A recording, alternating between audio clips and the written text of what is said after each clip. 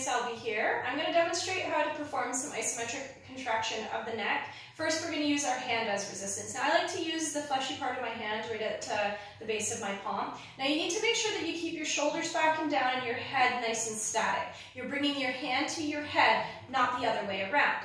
Now, flexion movement of the head is chin to chest. So what I want to do is I want to bring my hand up to my head, and I want to start pushing into my hand with my head, and my head with an equal amount into my hand. I'm going to build that muscle contraction up. I'm going to hold it for maybe 6 or 8 or 10 or 12 seconds, and then I'm going to slowly relax out of it. I want to make sure I keep that little bit of a chin tuck, a little bit of activation of the muscles on the front of the neck. Don't let the chin drop forward or tilt backwards, just a little bit of a tuck in. Now, lateral flexion is movement of the head to one side of the shoulder or the other. So right lateral flexion, again, fleshy part of my hand, I'm going to bring it up to my head. I'm going to start pushing into my head with my hand and into my hand with my head, building that muscle contraction up to a point where it's enough but not too much. Hold nice and long and steady, and then slowly relax out of it. Now, if you have a pre-existing shoulder issue, do not compromise your shoulder trying to rehabilitate your neck. Left side, same thing. Shoulders back and down, a little bit of a chin tuck, bring the hand up to the side of the head, and really building that muscle contraction up slowly and progressively to a point where it's enough, but not too much.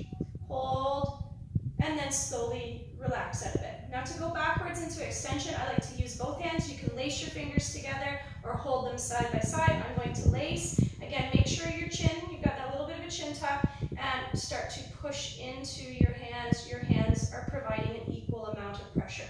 So no movement is happening, and that is extension. Slowly relax out of that motion.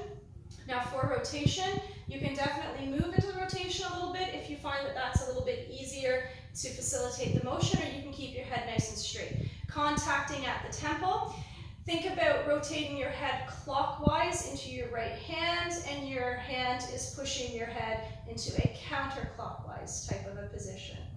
And that will work quite nicely for your right rotation. Hold that time frame that we've discussed earlier in the video, and then slowly relax out of it. For left rotation, your hand again comes up to the side of the head. Now your head is trying to turn counterclockwise, pushing to the left, as your hand is pushing your head clockwise, or at least trying to.